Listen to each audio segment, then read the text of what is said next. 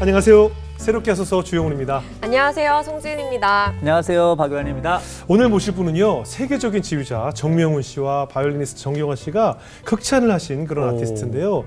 왼쪽 귀가 들리지 않는 장애를 갖고 있다고 합니다. 네, 하지만 긍정의 아이콘으로서 늘 감사하는 삶을 살고 계시고요. 그리고 바이올린 연주로 사람의 생명을 또 살리신 분이십니다. 네, 15살의 나이로 비에니 아프스키 콩쿠르. 아직 이름만 들어도 딱 유명한 거 아시겠죠? 네. 네, 그 콩쿠르에서 2위에 오르신 분입니다. 바로 세계적인 바이올리니스트 한수진 자매님을 모셔보겠습니다. 어서 오세요. 안녕하세요.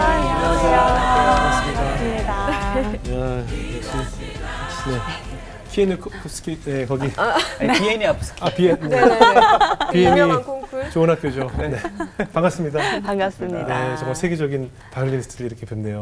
얼마 전에 보니까 유튜브 상에서 서울대생하고 또 9살 어린이 이렇게 음악 가르쳐 주신 영상이 굉장히 화제가 됐었잖아요. 네. 이게 통통 튄다고 했을 때 약간 아까 우리 처음에 이런 저도 근데 너무 감사한 게 이제 댓글을 보면서 참 많은 힘을 얻고요. 또 이제 팬분들도 굉장히 크게 또는 소소하게 위로를 얻는다고 하시니까 이게 정말 귀한 소통의 플랫폼이구나라는 생각을 많이 했었습니다. 오늘 뭐 이렇게 훌륭한 우리 명 연주자를 모셨으니까 지금 바이올린이 옆에 있잖아요. 좀 곡들 몇 곡 들어볼 수 있을까요? 막대기로. 와, 바로 앞에서. 예.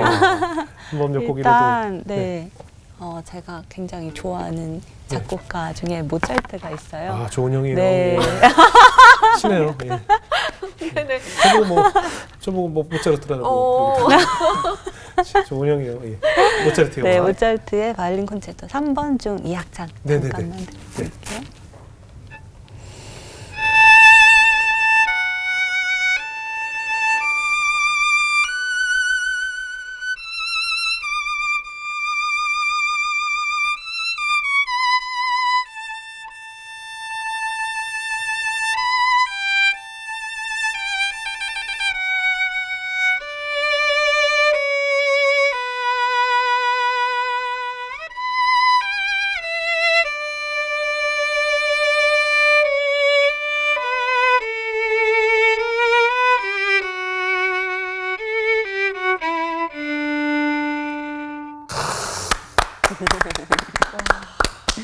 이 정도는 해줘야죠. 네. 아니 어때요? 근데 저는 이렇게 뭐 클래식이 사실 문외한이지만 네네. 저도 모르게 연주하시는데 이게 입이 떡 벌어진다는 게 이런 거구나. 네네.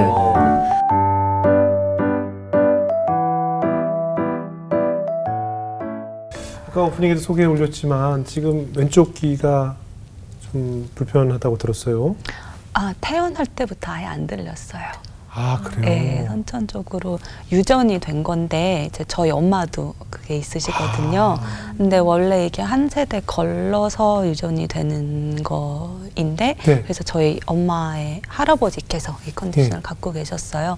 그래서 당연히 저한테는 안 올 거라고 생각하셨는데 이게 약간 그러니까 돌연변이처럼 바로 저한테 온 거예요. 4살 때까지 몰랐다가 학교를 들어가서 영국의 영국에 살았어요. 원래는 영국 그러니까 노던 아일랜드랑 리버풀 사이에 아일 오브 만이라는 그 만섬이 있거든요. 근데 거기는 이제 메인랜드보다 학교를 조금 더 일찍 들어가요. 이제 4살 때부터 학교를 다녔는데 제가 이 교실에 배치된 자리가 약간 그러니까 선생님 말씀이 잘 안 들리는 자리였던 것 같아요. 그래서 선생님 조금 이상하다 병원에 데려가 봐라 하셨는데 근데 그때 이제 처음 알게 된 거죠. 내 귀가 들리지 않는다는 것에 대해서. 근데 이제 바이올린을 보통 이제 왼쪽 어깨에 대고 연주를 하면 가장 가까운 곳이 왼쪽 귀가 되잖아요. 그런데 가장 가까운 스피커가 결국은 들리지 않으면 연주하는데 굉장히 그러니까 뭐랄까 앰비언스를 통해서 듣게 되는 오른쪽 귀로만 듣게 되는 거잖아요. 그렇죠. 굉장히 많이 불편하지 않나요? 네, 이제 제가 궁금은 했어요. 그러니까 이게 항상 모노로 듣다 보니까 스테레오로 듣는 건 어떤 느낌일까? 근데 그게 어떻게 보면 제가 다른 사람들과 소리를 좀 다르게 듣는 거잖아요. 근데 그 이유 때문에 조금 제 음색 자체가 독특하다는 이야기, 조금 특별하다는 이야기를 많이 듣거든요. 아, 그래요? 네네. 근데 그게 저한테 굉장히 큰 장점이 됐던 것 같아요. 네, 특히 음악 세계에서는 예. 약간 자기만의 목소리를 갖는 게 굉장히 중요하거든요. 예, 근데 예. 그게 그래서 저한테 숨겨진 축복이라고 와. 할까요? 네, 그런 게 되었던 것 그러니까 같습니다. 다른 사람보다 나의 활소리가 더 뭐 어떻게 보면 크기도 하고 더 돌아서 들려야 하니까 좀 연주를 처음 배울 때부터 좀 달랐다는 얘기겠죠. 네, 그러니까 들리는 게 다르다 보니까 저도 이렇게 소리 내는 것 자체가 그렇죠. 약간 네, 방법이 달라질 다른 수밖에. 학생들보다. 네. 그럼 없었을 것 어때요? 같아요. 어린 시절에 어머니가 이제 한쪽 귀가 불편하다는 것을 알았을 때는 네. 어땠어요? 엄마는 항상 그러니까 어떤 일이 생겨도 굉장히 힘든 일이 생겨도 예. 불평하면 안 된다라는 이제 생각을 갖고 계셨고 네. 결국에는 하나님께서 허락하신 거고 예. 하나님께서 그런 상황도 다 사용하셔서 또 허락하신 거니까 예. 네, 협력하여 네, 선을 이루신다고 네, 그 말씀도 하셨지만 삶으로 보여주셨거든요. 그래서 예. 저에게는 롤 모델 같은 존재세요. 근데 어머님도 바이올리니스트 맞아요. 시니까 네네. 어머님도 있었었죠. 똑같은 어떻게 보면 또 남다른 재능을 가지셨겠네요. 물려받으신 거네요. 네, 그런 것 같아요. 다른 귀로 네. 음악을 바이올린 소리를 듣고 연주하는 법을 그렇죠. 그대로 물려받은. 네, 네. 그런 게 아닌가 네, 싶습니다. 아, 저희가 또 살짝 들어보니까 네. 3살 때 했던 기도를 하나님이 들어주셨던 뭐 사건이 있으셨다고 들었는데. 3살 때? 네. 3살 때의 기도를. 네, 그때 이렇게 저희 부모님께서 할머니, 할아버지 한국에 계신 네네. 네, 저희 조부모님께 테이프를 보내드린다고, 그러니까 제 노래 테이프랑 뭐 이런 걸 다 담으시려고 녹음을 하신 거예요. 네. 근데 한 번은 그냥 기도를 해보라고 하시더라고요. 근데 저는 그때 이제 매일 부모님께서 성경을 읽어주셨거든요. 근데 그 시간이 저한테 가장 행복한 시간이었고, 네. 네, 이렇게 좋으신 하나님이고 나의 아버지신데 내가 볼 수 없다는 게 그 나이엔 이해가 안 되더라고요. 너무 보고 싶은 거예요, 하나님을. 그래서 그냥 그 어린 마음에 엄청 간절하게 하나님 보여주시라고, 하나님 볼 수 있게 해주시라고 그렇게 기도를 했거든요. 근데 저는 3살 때요? 네, 근데 저는 그때 진짜 하나님 얼굴을 뵙고 싶어서 이렇게 한 기도인데, 네네. 근데 이제 네, 물론 그런 건 아니었지만 너무 많은 사건을 통해서 하나님의 존재가 늘 가까이 계시다는 거를 수시로 계속 느끼게 해주셨어요. 보여주시고, 그래서 어느 순간 15살 때 한 번 이제 새벽 예배 갔다가 네. 새벽 기도 갔다가 문득 그 생각이 나더라고요. 3살 때 기도한 거를 계속 들어주고 계시는구나. 근데 그때 막 눈물이 쏟아지더라고요. 나는 그러니까 제가 뭐라고 그 작은 아이의 기도를 이렇게 들어주실까. 이 영재들은 신앙도 영재인가 봐요. 뭔가 신앙도 빨리 오는 것 같아요. 달라요. 3살 때부터 그러니까. 하나님을 보여달라는 어린이가 있을까요? 그럼 어린 시절에도 구원의 확신에 대한 그런 믿음이 있었어요? 그거는 이제 계기가 조금 있었던 네네. 것 같고요. 한 번은 6살 때 예. 이제 런던으로 이사 가서 작은 한인교회를 다니고 있었어요. 네. 근데 그때 이제 집사님들 이제 그 댁에 한 번씩 이렇게 가면서 예배를 드리기도 하고, 네. 이제 부활절 예배는 그런 식으로, 이제 교회는 매주마다 가지만 예. 식으로 했는데, 그 부활절에는 예배를 저희 집에서 드리게 됐는데, 이제 집사님도 오셔가지고 이제 분주하게 막 식사 준비하시고 하면서, 저는 그때 예수님 그 라이프 스토리가 담겨진 비디오 테이프가 있었거든요. 근데 그거를 계속 보고 있었던 거예요. 근데 그게 조금 더 리얼하게 다가왔던 게 히브리어로 돼 있었어요. 히브리어로. 네, 이 대사나 모든 게, 그러니까 이스라엘에서 제작을 했던 것 같아요. 그러니까 자막이 있으니까 이제 무슨 말인지 알아들었죠. 근데 계속 쭉 보다가 예수님께서 십자가에 못 박혀 돌아가시는 그 장면이 나왔는데, 저도 모르게 얼마나 아프실까. 그러니까 예수님은 저에게 너무 가까운 분으로 늘 느껴왔는데, 저 순간 얼마나 고통스러워하면서 울기 시작한 거예요. 근데 아빠가 멀리서 그걸 보시고는 바로 제 손을 잡고 방에 들어가셔가지고 수진 너 왜 울었어? 그래서 제가 얘기를 했더니 그렇게 아프게 돌아가신 게 수진이 때문이라고, 그러니까 너의 죄 때문에 돌아가신 거고 널 구원해 주시려고 예수님께서 저렇게 돌아가셨기 때문에 수진의 수진의 죄는 사함을 받은 거고 하나님의 딸이 될 수 있는 거다. 그때도 아버지 눈물이 나더라고요. 근데 너무 감사하기도 하고 죄송하기도 하고 그래서 그때 한번 이제 구원에 대한 이야기와 좀 확신에 대한 그런 경험을 했던 것 같고요. 그렇게 하게 해주신 것 같고요. 너무 큰 은혜였던 것 같아요. 어린 저에게. 몇 살 때라고 그랬죠? 6살 때요. 네. 근데 6살 때 뽀로로 안 봤어요? 뽀로로 피터 라빗도 굉장히 봤어. 피터 라빗이 피터 라빗. 예. 사실은 그 6살 나이에 예수님의 생에 대한 거를 집중해서 본다는 자체도 쉽지 않은 거죠. 그렇죠. 근데 정말 하나님이 특별한 그게 은혜를 주신 거죠. 네, 정말 그러셨던 것 같아요. 그 자매님은 그 음악적인 재능은 아무래도 어머니께 물려받은 걸까요? 사실 양쪽에서 아버님도? 다, 그러니까 아빠는 음악과는 그렇게 크게 있으셨던 건 아니고요. 저희가 돌아가신 친할아버지께서 우리나라 그 1세대 산업 디자인 하셨거든요. 그래서 독립기념관 결의탑도 저희 할아버지께서 하신 거고, 한비탑, 김포공항, 서울 1호선 1호선이 아니라 1호선에서 7호선까지 색깔도 할아버지께서 정하셨고, 네, 그래서 이제 예술 쪽에 영국에 갔다 올 만하네요. 영국에 갔다 올 만해요. 네, 그래서 그렇게 뭔가 예술적인 게 양쪽에서. 아버님도 그럼 미술 쪽? 아니요, 아빠는 과학자세요. 과학자. 아빠는 해양생물학 하시고 예술과 이성. 그래서 근데 항상 보면 되게 재밌는 게요. 저희 외할머니께서도 바이올린 쓰셨거든요. 외할머니도. 근데 근데 외가가 다 음악인이네요. 그렇죠. 예술인들.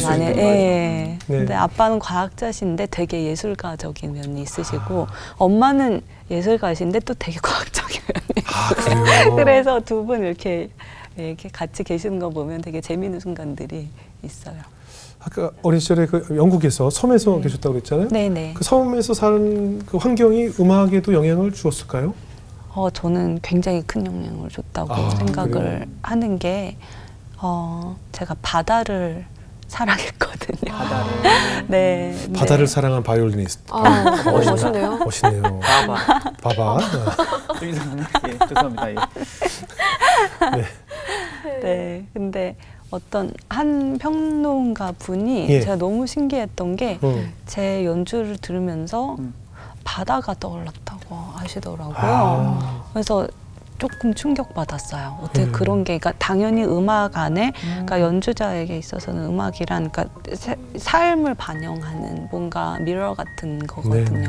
근데 어떻게 그렇게 적나라하게 드러났을까? 근데 아일만, 그러니까 제가 부산에서 태어났어요.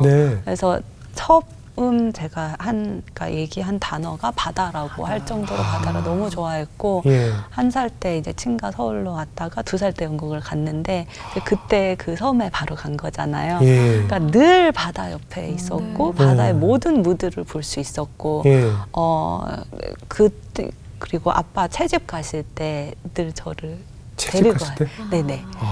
데려가셔가지고 저는 이제 아빠께서 거기 바다 식물 이름, 지너스 이름까지 가르쳐 주시고 이제 거기다가 놀게 놔두시고 아빠 이제 채집을 하셨는데 하루 종일 있어도 지겹지가 않은 거예요. 그 바다 식물들 보면서 막 그 색채나 움직임이나 이런 것들에 매료가 된 거죠. 근데 그런 게 저의 음악 세계에도 큰 영향을 준 것 같고, 어떻게 보면 제 정체성에 좀 스며든 것 같은 그런 느낌까지. 그 바다가 가장 큰 영감을 준 존재. 네네, 맞아요. 그 넓은 바다.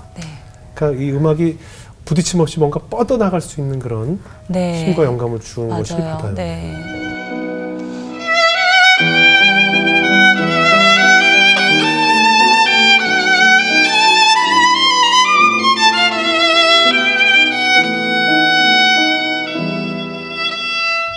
엄마도 바이올리니스트셨는데 IMF 때 많이 힘들어지면서 악기를 파셨어요. 저를 서포트해 주신다고.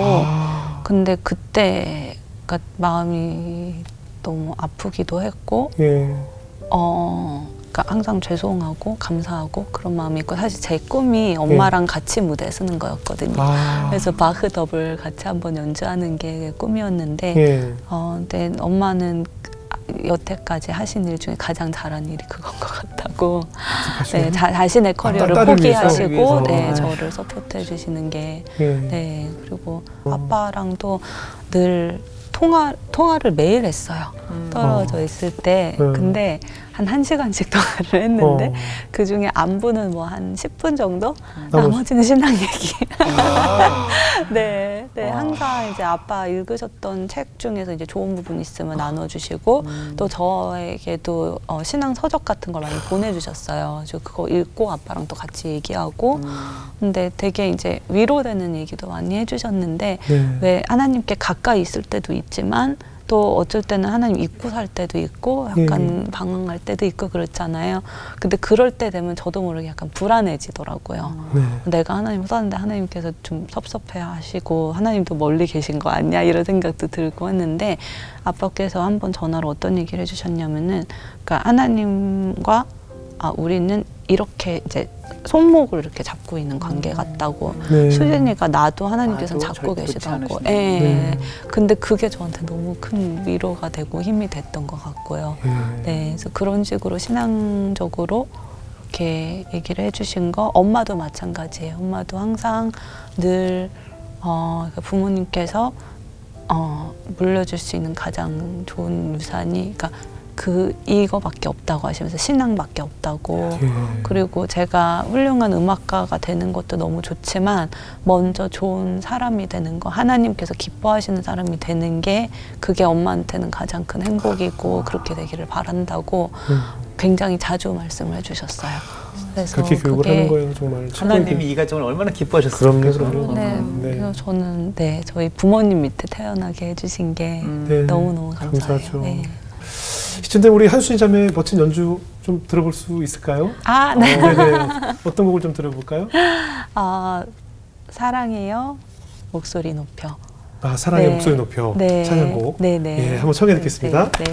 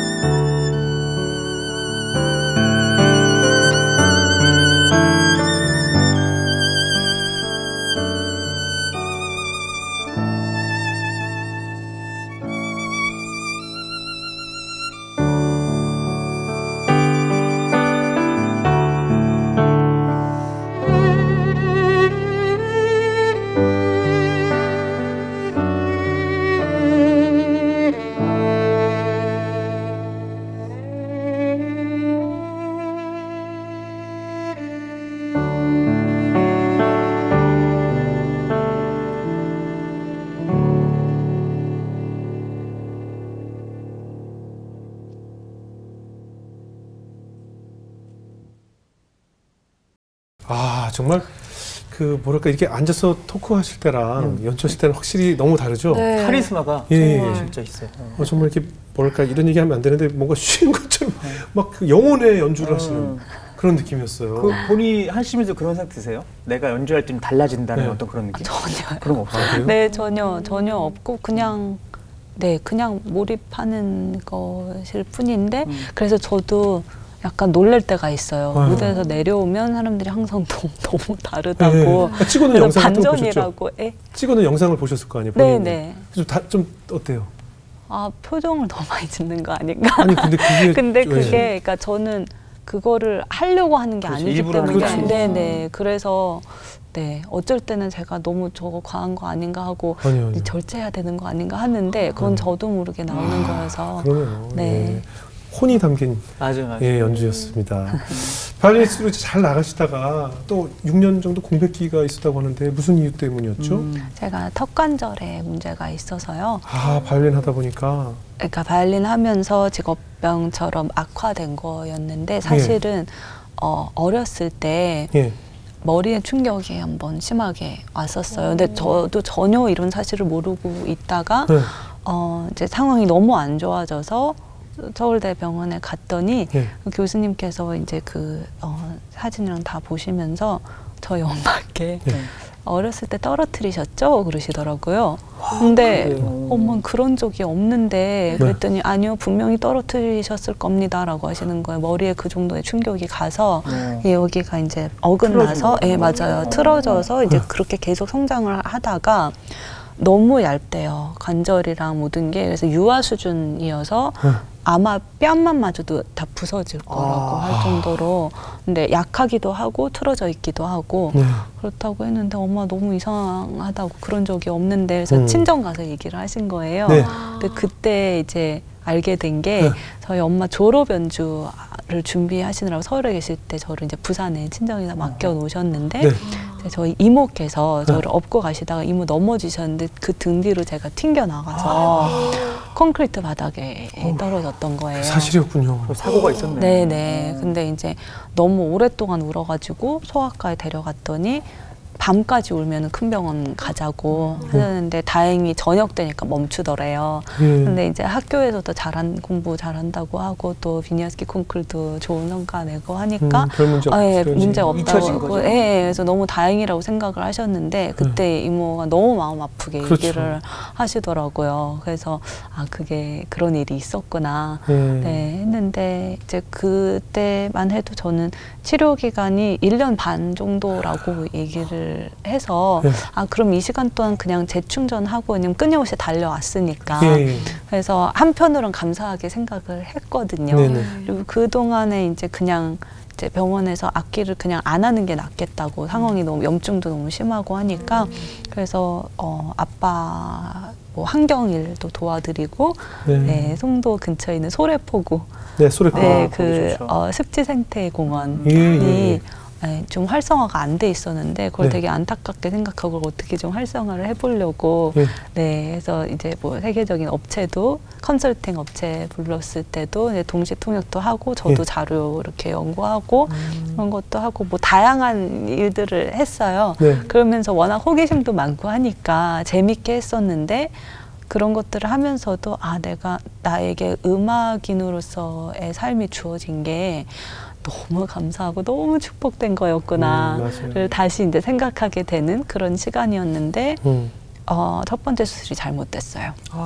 잘못됐어요? 그러니까 첫 번째 수술까지도 예상보다 너무 시간이 길게 걸렸는데요. 중간 이제 과정들에서 약간 지연도 생기고 뭐 잘못되기도 하고 그래가지고 그랬는데 이제 첫 번째 수술이 의사 선생님께서 너무 잘 하려고 하시다가 잘못된 케이스, 그러니까 VIP 신드롬이라고 하시더라고요. 네네. 근데 그렇게 됐는데 그때 그러니까 뭔가 예감이 들었어요. 다시 해야 될 수도 있겠다라는 너무 힘들었거든요. 그 수술이 정말 그러니까 처음에 하고 나서는 안 그래 이제 이 조직들이 다 부으니까 숨을 잘 못 쉬어요.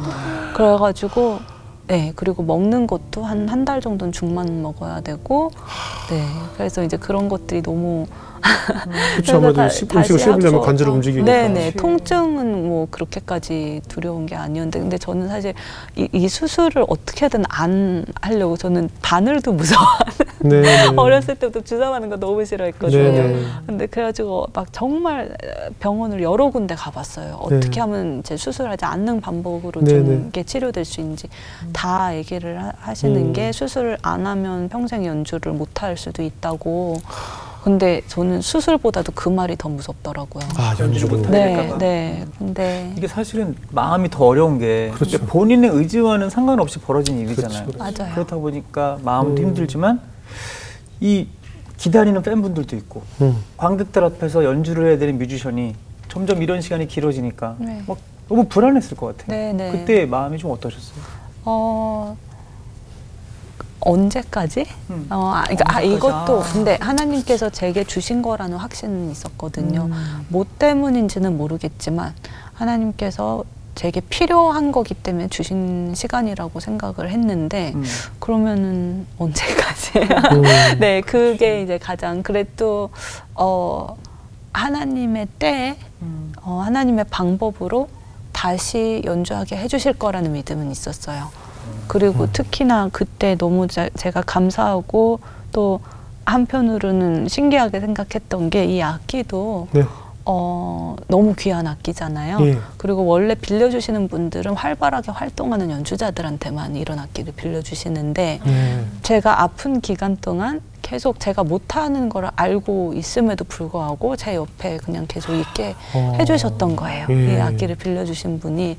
그것도 하나님께서 은혜를 주시지 않으면 사실 그건 설명할 수 없는 부분이거든요. 그러니까 너무 여러모로 하나님께서 시간이 되면, 그러니까 제가 준비가 되면 다시 해주실 거라고, 다시 이제 무대에 세워주실 거라는 생각은 했지만 그럼에도 불구하고 인간인지라 그 기다림의 시간이 6년 길어요. 네네, 그렇죠. 6년은 너무 길죠. 길어요. 예, 당시에 좀 붙잡았던 말씀이 있었어요?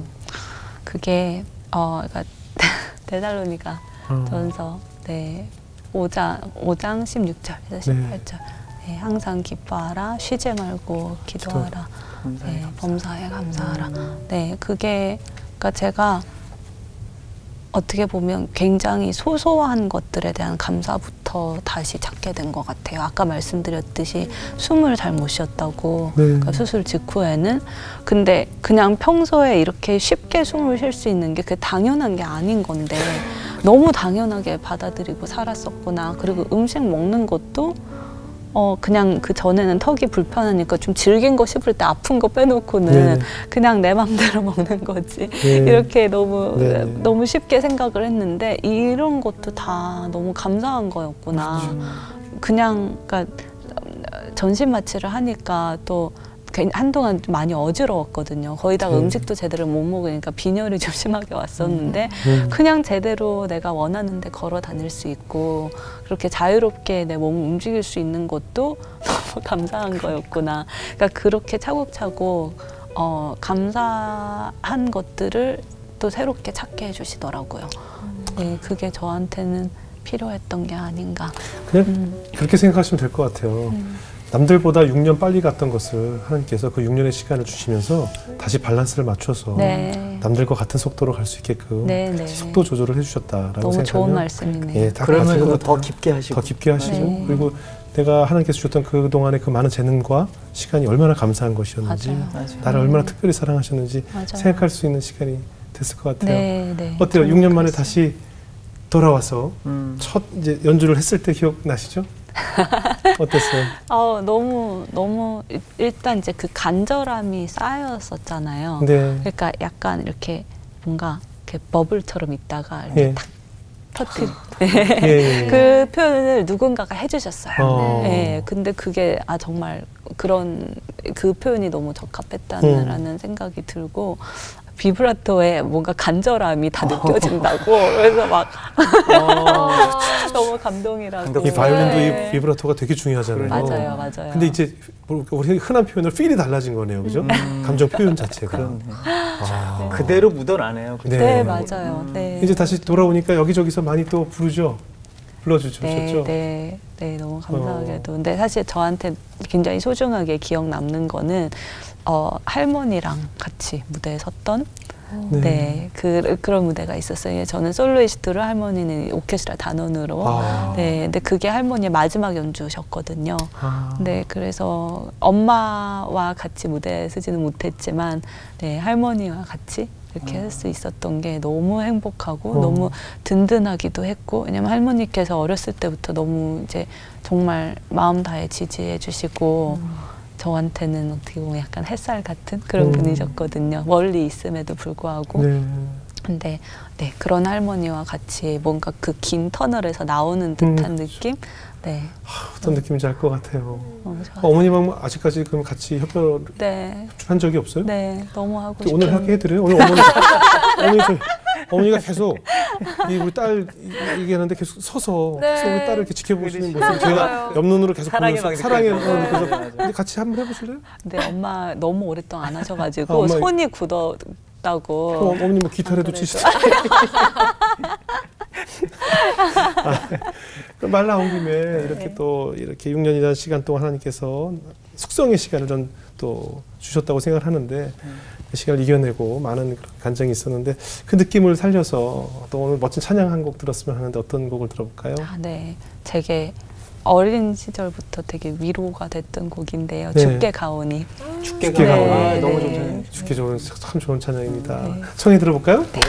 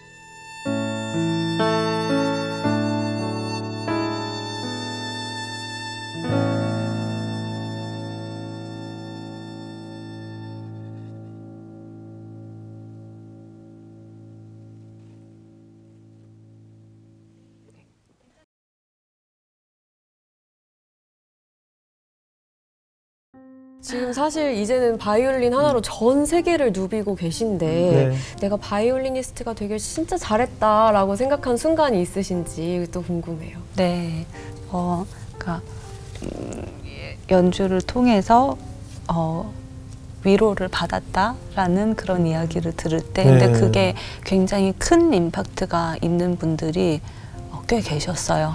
근데 그 중에 이제 한 예를 들자면 이브리 기틀스라는 전설적인 바이올리니스트, 그러니까 골든 피리어드라는 20세기의 골든 피리어드라는 시기가 있었는데요. 그때 이제 정말 레전드들이 많이 나왔었던 시기인데 이분이 그 마지막, 이제 살아계신 마지막 분, 근데 재작년에 돌아가시긴 하셨는데, 근데 그분께 제가 17살 때 처음 이제 연주를 했었고 제 연주를 너무 좋아해 주셨는데 이제 그 다음에 제가 약간 슬럼프에 빠져 있을 때 제 자신에 대해서 좀 회의가 많이 느껴지고 그러니까 악기를 하면서도 이제 연습할 때는 나와의 싸움이잖아요. 근데 나와의 싸움에서 뭔가 많이 지쳐 있을 때 그럴 때 이제 그분께 마스터 클래스를 또 할 수 있는 기회가 있었어요.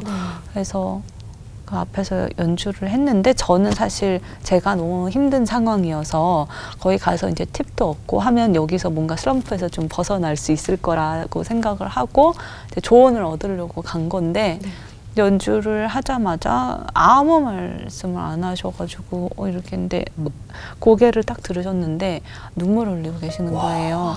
근데 그러면서 얘기를 하시는 게 최근에 들어서 삶에 대한 이 모든 미련이 없어졌다고. 네, 그래서 그냥 이제는 삶을 마감할 때가 온 것 같다는 생각이 들었었는데 오늘 네 연주를 듣고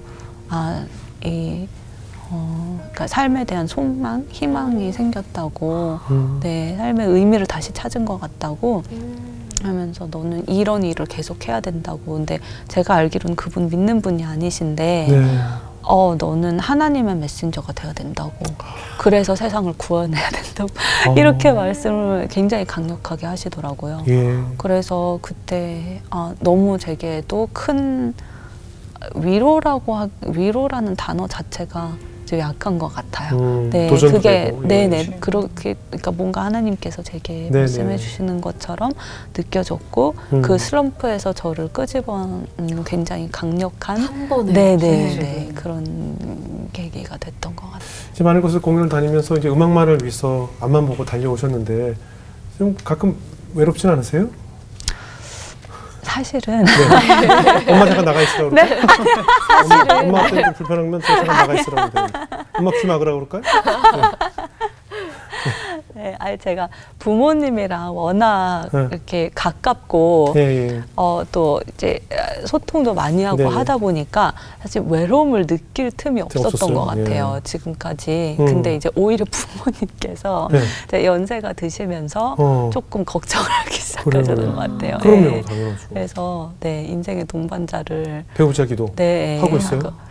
제가 그쪽은 좀 게을렀던 것 같아요. 제일 중요한 기도인데. 근데 여기 이제 전문가시거든요. 전문가예요, 배우자 기도 전문가예요. 그러시구나. 근데 제가 사실 어렸을 때부터 하나님께서 그러니까 제게 가장 맞는 사람을 주실 거라는 확신이 근거 없는 확신인가요? 확신이 있어가지고 그거에 대해서 막 엄청 열심히 기도를 안 했던 것 같아요. 그러니까 확신만 있고 실행이 안 옮기셨어요. 네, 그랬나 봐요. 그렇죠. 네, 그것도 하나님과의 대화거든요. 그러니까 그거를 제가 기도를 한 적은 있지만 이렇게 딱 기간을 정해서 그러니까 주변에서는 막 몇 가지를 놓고 계속 기도를 해야 된다는데 그거를 제가 못했던 것 같아요.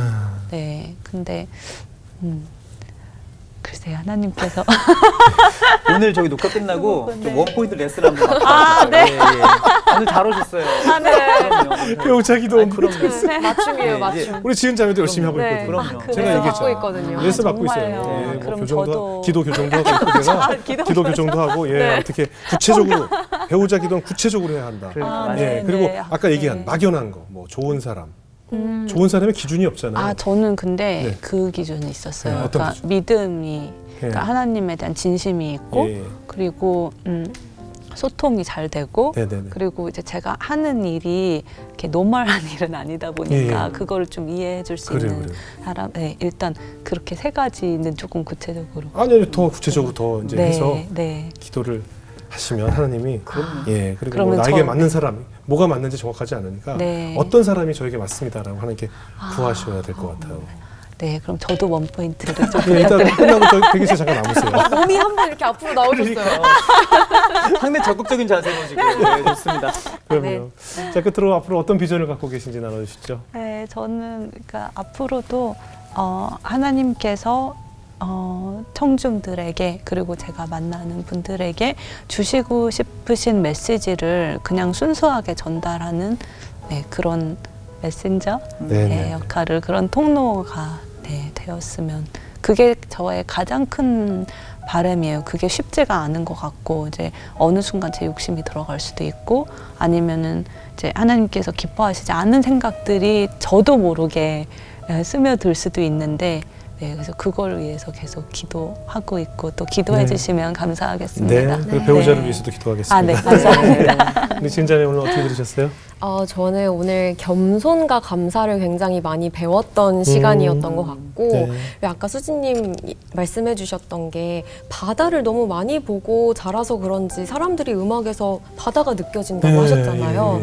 근데 정말 하나님과 제가 하나님을 더 많이 바라보고 하나님이 가장 가까이 계셨으니까 제 삶을 통해서 사람들이 정말 하나님을 많이 느꼈으면 좋겠다. 뭔가 음악으로 삶의 희망을 전해주신 것처럼 저도 제 영역에서 그런 사람이 되고 싶다라는 소망이 생긴 것 같아요. 그래요? 예, 아멘입니다. 박영 목사님. 오늘 제가 이렇게 정말 가장 가까운 근거리에서 연주를 들으면서 정말 그 세세한 감정까지도 악기로 표현되어진 게 저한테 전해졌거든요. 그래서 더 감동이 된 것 같은데 또 오늘 모습 보면서 하나님도 우리에게 이걸 원하시는 것 같아요. 우리가 하나님 안에 거하고 또 하나님의 말씀이 내 안에 거하는 인생이 될 때 우리가 가장 아름다운 하나님 작품으로 하나님이 원하시는 인생 연주를 할 수 있을 것 같아요.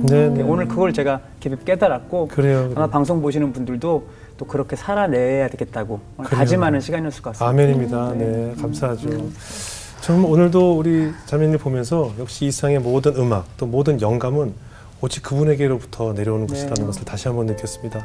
저도 한때는 제가 음악을 했던 그 시간도 그냥 제가 가진 재능이라고 생각했지만 결코 저의 재능이 아니었고 한 분이 저에게 귀에서 불러주는 멜로디를 받아 적었던 저였기 때문에 오늘 한번 그런 것을 다시 한번 느끼게 됐고 하나님은 템포 조절까지도 하시는 분이시구나라는 생각이 들었어요. 우리는 언제부턴가 그 속도의 강박을 가지고 있거든요. 뭐든지 빨리빨리 앞서가야 하고 지면 안 되고 뭔가 앞서가야 성공한 것처럼 느꼈지만 하나님께서는 그 템포조차도 맞추시고 또 어떤 사람은 그 템포에 뒤처져서 나는 실패했다고 느낄 순간도 있지만 그 템포도 하나님께서 사용하신다는 것을 다시 한번 느끼게 되었습니다. 말씀하신 것처럼 많은 곳을 다니시면서 지금 명연주로 우리의 영혼까지 울리는 명연주자로서 훌륭한 복음 메신저로 계속 활동해 주시기를 저희들 열심히 응원하겠습니다. 오늘 귀한 간증과 연주 대단히 감사합니다. 고맙습니다. 감사합니다. 감사합니다.